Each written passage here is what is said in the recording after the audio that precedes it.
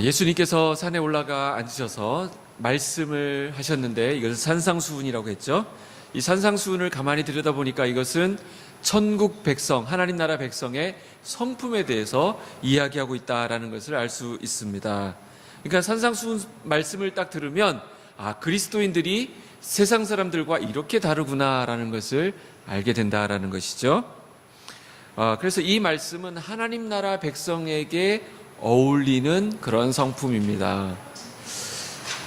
지금까지 살펴봤던 그 성품들에 대해서 여러분들이 좀 기억을 하시겠어요? 첫 번째, 심령이 가난한 것에 대해서 말씀하셨습니다. 심령이 가난하다는 것은 하나님 앞에서 내가 전적인 불능 상태이다. 나는 아무것도 아니구나 라는 것을 인정하는 것이 심령이 가난한 것이다 라고 말씀드렸습니다. 하나님 앞에 파산된 마음, 텅 빈 마음을 발견하는 것, 정말 내 안에는 선한 것이 없구나 라는 것을 발견하는 것이라고 그랬습니다. 그런데 그것을 가리켜서 예수님께서는 그것이 복이 있다, 천국이 그들의 것이다 이렇게 말씀하셨습니다. 두 번째는 애통하는 것에 대해서 말씀하시는데 이 애통은 어디서부터 나오느냐? 가만히 보니까 심령이 가난한 자가 애통하게 되어 있습니다. 심령이 가난한 자가 가지게 되는 그 다음 성품이 애통하는 성품인데, 하나님 앞에 서게 되면 자기 자신의 모습을 보게 된다는 것이죠. 그래서 뭐 때문에 슬퍼하느냐? 하나님 앞에 서 있는 자기의 그 죄된 모습을 보면서 이 죄로 인해서 슬퍼하게 됩니다. 이 죄 자체로 인해서도 슬퍼하지만 이 죄의 결과로 인해서도 슬퍼하게 됩니다. 그래서 자신의 죄를 슬퍼하는 데 머물러 있지 않고 다른 사람의 죄 때문에서도 슬퍼합니다. 그래서 거기에 우리의 사명이 나오게 되는 것이죠. 세 번째로 우리에게 소개해 주신 마음은 온유함입니다. 그래서 애통하는 자가 갖게 되는 것이 온유함이에요. 그래서 빈손 들고 하나님 앞에 나아가게 되는 것이죠. 온유함이 뭐라고 그랬어요? 자기의 힘을 사용하지 않고 하나님을 신뢰하는 것, 하나님을 소망하는 것이 온유함이라고 그랬습니다. 나에게 이런 능력이 있는데 이걸 다 써버리고 내 기질, 내 성품 다 그냥 뱉어버리는 것이 온유한 것이 아니라 그럴 수 있음에도 불구하고 그것을 절제하는 것, 그것을 참고 있는 것, 그것이 온유함입니다. 그래서 하나님을 소망하기 때문에 나를 의지하지 않게 되는 것입니다. 여러분들 지금까지 살펴보셨는데 이 산상수훈의 흐름을 이해하시겠어요? 이 논리적 흐름이 있는데, 그래서 우리가 산상수훈 그러면 팔복 그러면 예수님께서 8가지 복을 말씀하셨으니까 나는 그 중에 몇 가지 복을 가지고 있을까라고 할 때 그렇게 생각하는 복이 아니라 이 복은 천국 백성의 성품을 예수님께서 쭉 연결해 놓으신 것이다. 이렇게 보시면 틀림이 없습니다. 그래서 심령이 가난한 자가 애통하게 돼 있고, 애통하는 자가 온유한 마음을 갖게 되는 것이고, 온유한 자가 그 다음에 어떻게 되느냐? 의에 줄이고 목마르게 된다. 오늘 네 번째 말씀이 그 의에 줄이고 목마름에 대해서 말씀하고 있습니다. 온유한 사람이 하나님을 바라보게 될 때 그 거룩 속에 나타나는 하나님의 영광에 접속하게 됩니다. 하나님을 향한 강한 열망이 생기고, 그래서 그 하나님을 향한 그 열망을 뭐라고 표현하냐면 의에 줄이고 목마르다 이렇게 표현한다는 것입니다. 이것은 그리스도인의 성품의 극치예요, 극치. 그래서 그리스도인이 최절정, 최정상의 하이라이트를 찍은 모습이 의에 줄이고 목마른 그 모습을 가리킨다 이렇게 볼 수 있어요. 신학자들이 크게 팔복을 두 부분으로 나누는데 앞에 첫 번째부터 네 번째까지를 하나님에 대한 그 부분이고, 그 다음에 다섯 번째부터 여덟 번째까지를 사람에 대한 것이다 이렇게 나누는 분들도 있는데, 어쨌든 하나님에 대한 것이 첫 번째부터 네 번째까지로 본다면 그 흐름상 가장 그 정상에, 가장 정점에 있는 그 성품이 의에 줄이고 목마른 상태다 이렇게 본다는 것입니다. 여기까지 이르게 되면 하나님의 성품에 참여하게 되는 것이고 온전해짐의 그 수준에 도달하게 되는 것입니다. 의에 줄이고 목마르다, 줄이고 목마르다 그랬는데 사람들은 배가 부른 것이 복이라고 이야기를 하죠. 그죠? 옛날에는 특히 그랬습니다. 그래서 등 따시고 배부르면 만족해 했습니다. 그 배가 어느 정도 나와야 사장님 소리도 듣고 좀 잘 먹고 사시는구나 이런 소리를 들어서 옛날에 일부러 이렇게 배 사장님들이 말해서 배를 쭉 내놓고 목욕탕 가보면 이렇게 배를 쭉 내밀고 계시는 분들이 있었어요. 요즘은 이제 배 나온 것을 부끄러워하는 시대가 되었지만 옛날에 이게 부의 상징인 그때가 있었습니다.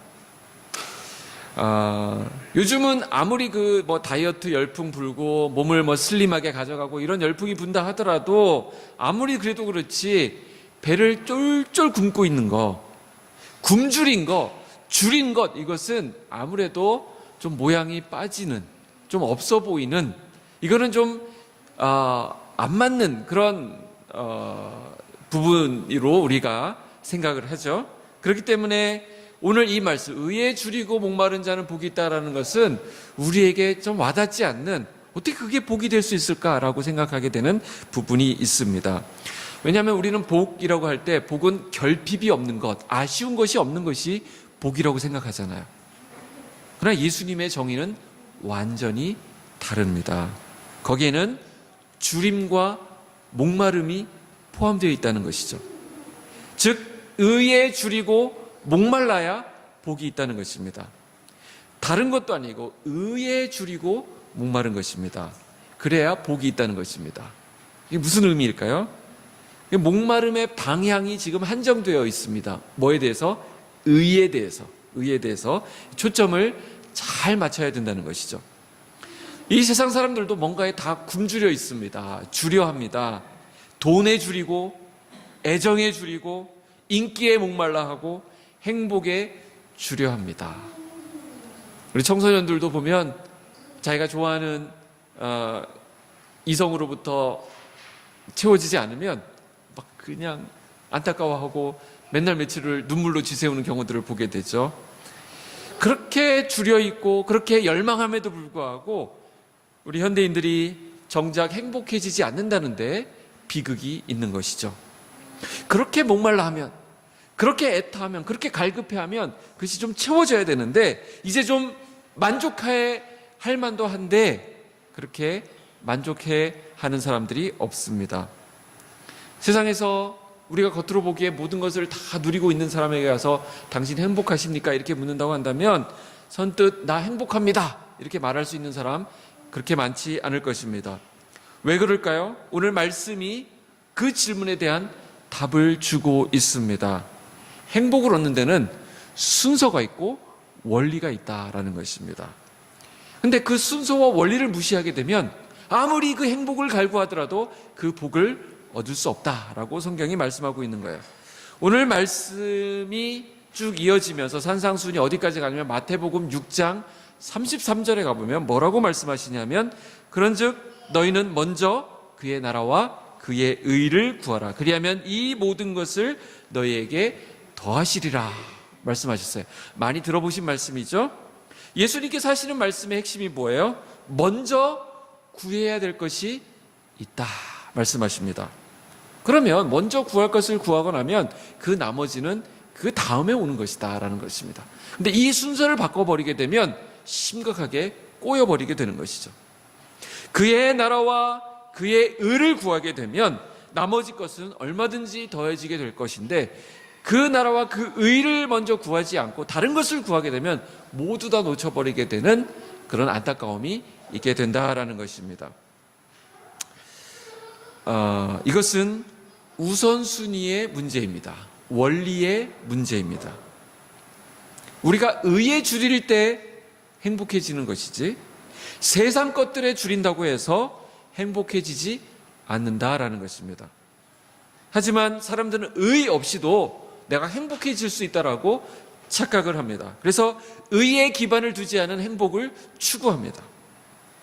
행복을 얻는 법칙을 무시해버리는 것이죠. 그래서 그런 원천적인 오류를 범하고 있기 때문에 행복해질 수가 없는 것입니다. 행복을 잠깐 얻는 듯 해도 이렇게 손에서 쑥 빠져버리는 것입니다.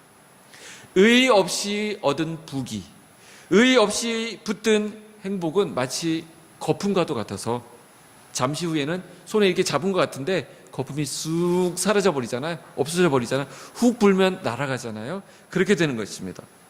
그렇기 때문에 우리가 참으로 행복하기 위해서는 행복에 목말라 할 것이 아니라 의에 줄이고 목말라야 한다. 이렇게 오늘 성경이 말씀하고 있습니다. 그러면 성경이 말씀하시는 그 의가 무엇이냐라는 것을 오늘 살펴보아야 되겠죠.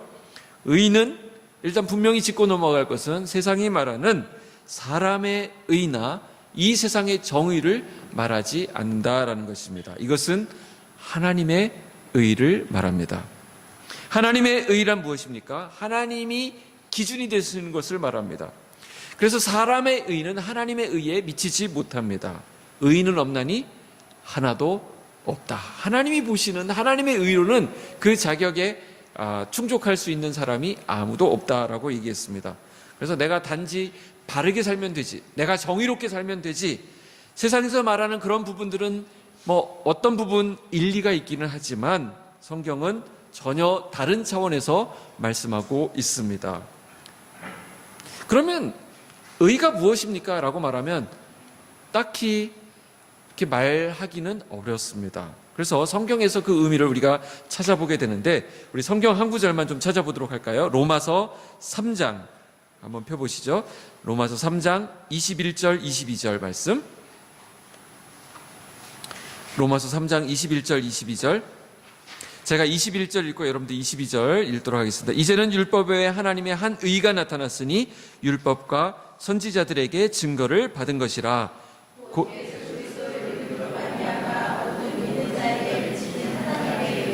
차별이 없느니라. 자, 지금 로마서 말씀이 나왔는데 로마서에서 줄기차게 말씀하고 있는, 강조하고 있는 부분이 무엇이냐면 우리 인간은 죄인이다라는 것입니다. 그래서 하나님의 진노 가운데 우리가 있게 되었습니다. 이게 우리 인간의 안타까움이에요. 그래서 인간 스스로는 이 죄의 문제를 해결할 방법이 없어요. 이 죄에서 빠져나올 방법이 없어요. 죄가 우리를 막 꽉 옥죄우고 있는데 이 죄에서 우리가 벗어날 방법이 없습니다. 그래서 그나마 이제 줄이 하나 딱 다가오는데 이게 율법이라고 하는 줄이었습니다. 그래서 율법을 가지고 어떻게 해보려고 했는데 율법 가지고는 내가 죄인이구나, 나는 어쩔 수 없는 존재구나라는 것을 깨닫게만 할 뿐 우리를 거기서 빼내주지 못한다, 이렇게 말했습니다. 율법으로는 죄를 깨달을 뿐이거든요. 그래서 우리가 율법을 지킬 수 없는 나는 한심한 존재구나, 나는 절망적 존재구나, 나는 죄덩어리일 뿐이구나. 그래서 율법의 틀로 우리를 들어보니까 우리 안에 선한 것이 한 개도 발견되지 않는 것입니다. 나는 안 되는구나, 살려주세요 해도 빠져나올 방법이 없어요.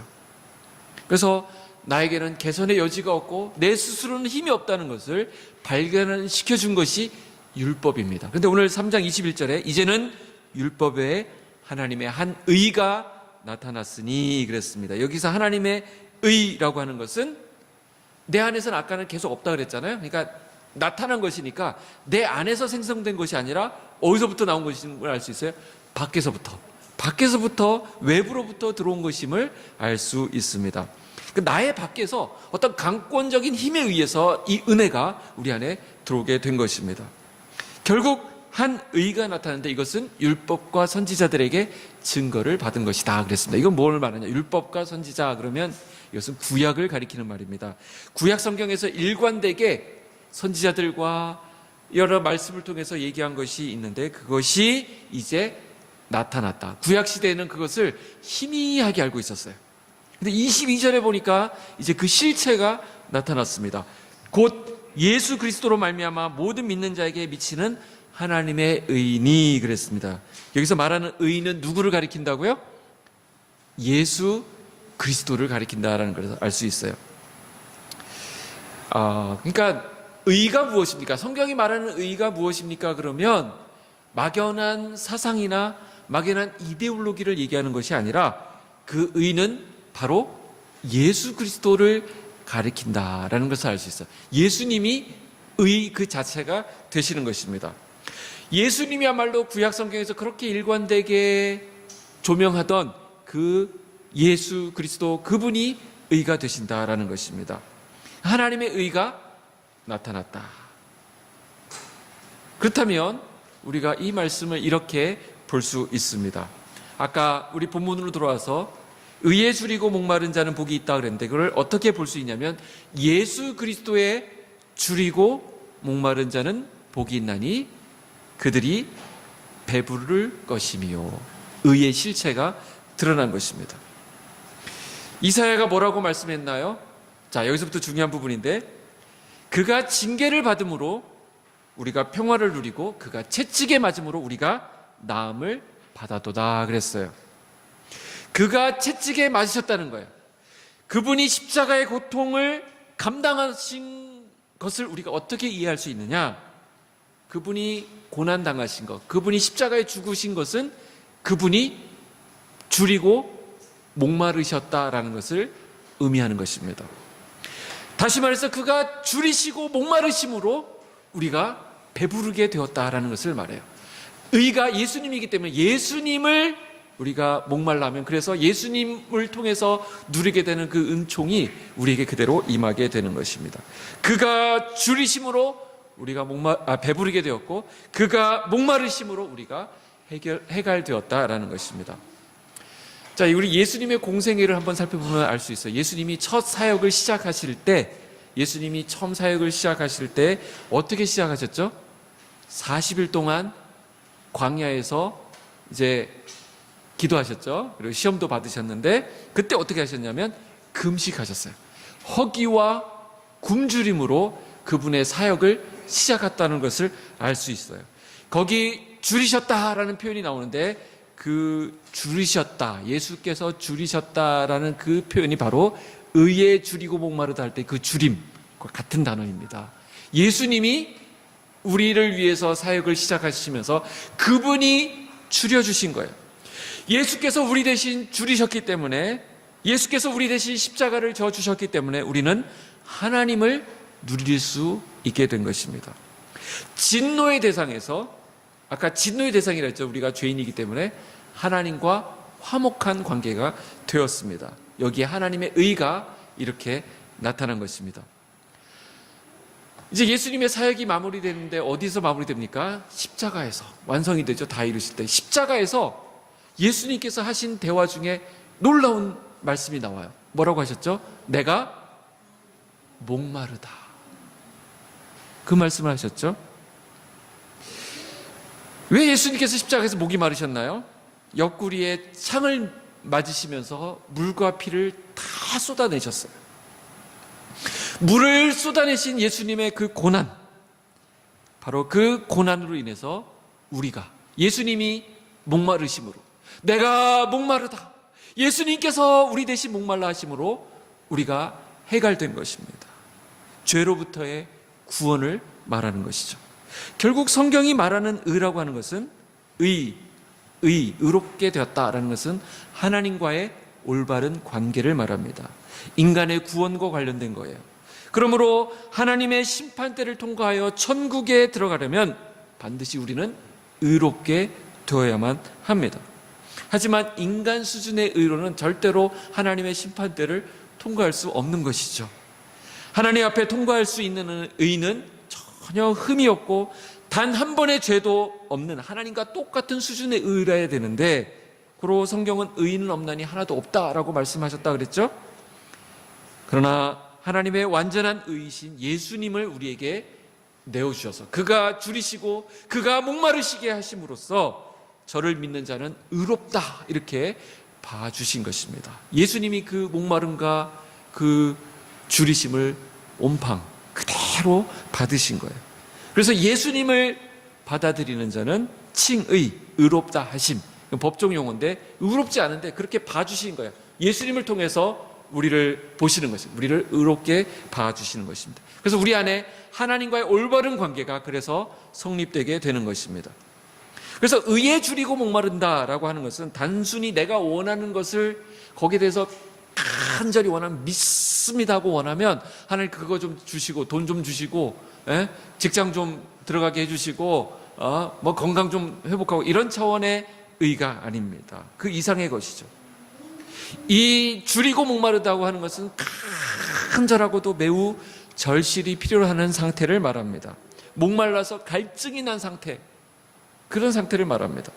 예수님은 바로 그 상태를 가리켜서 복이 있다, 근데 뭐에 대해서 목말라야 된다고요?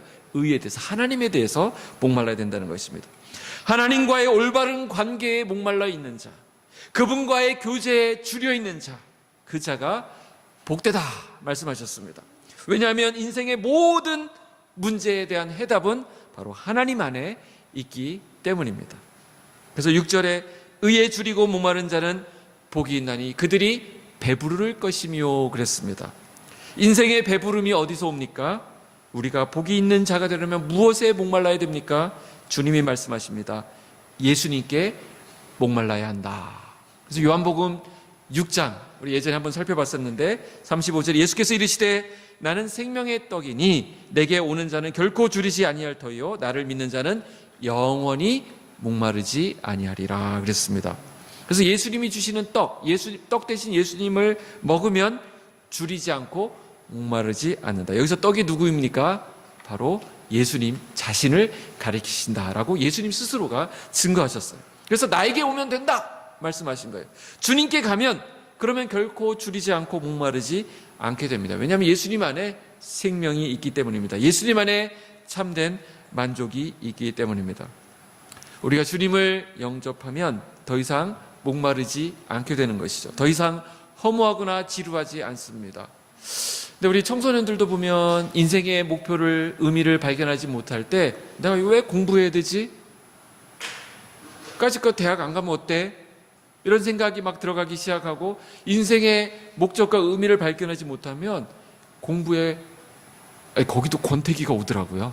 나 이거 뭐 해서 뭐해? 이런 생각이 들면 우리 부모님들은 가슴이 철렁 내려앉지만 일단 대학 가서 그런 생각하면 안 되겠니? 하지만 그런 생각이 올 때 그 의미를 어디서 발견하게 된다고요?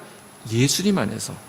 그래서 예수님 안에 있으면 예전에 우리가 했던 그 무목적성, 그 공허함, 그 무모함, 허무함, 억울함 이런 것이 사라지게 되고 주님 안에서는 이제 더 이상 그런 것이 없게 됩니다. 바른 목표, 인생의 방향, 우리의 비전이 그 주님으로부터 생기게 되는 것입니다.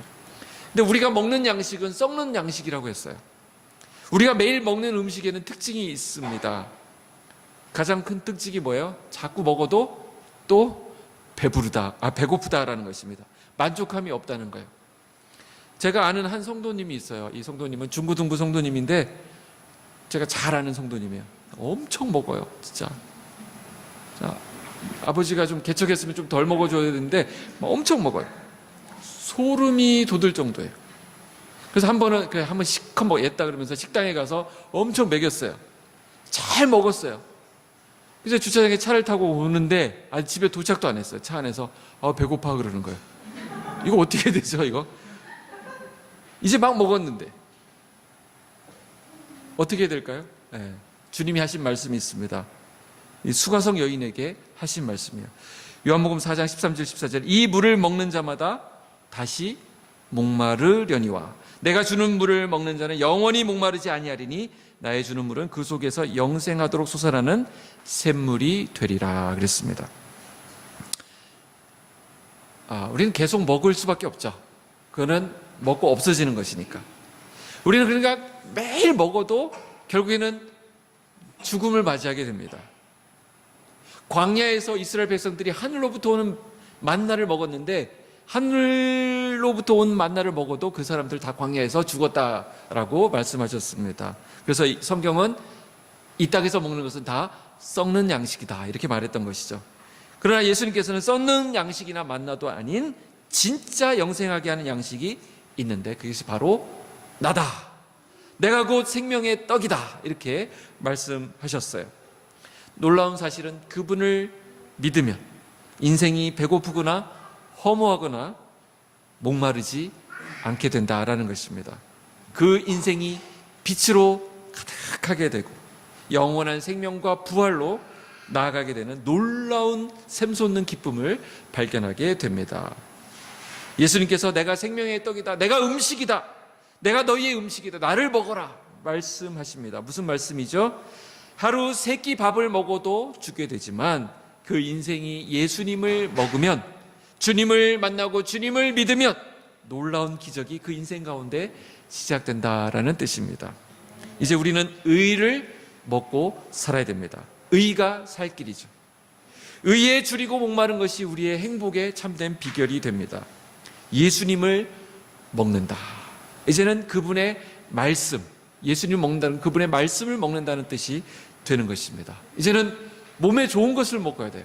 제가 아는 분, 전에 있었던 교회 목사님, 동료 목사님이 몸이 너무 안 좋아가지고 병원에 갔는데, 병원에 갔더니만 그 먹는 것에 문제가 있었다라는 얘기했다는 거예요. 그래서 본인 체질을 알게 됐는데, 그래서 어떤 거는 더 몸에 안 좋으니까 안 먹는 게 좋을 것 같습니다라는 것을 받아보았는데, 이 사람이 이제 거의 뒤로 넘어갈 뻔한 거예요.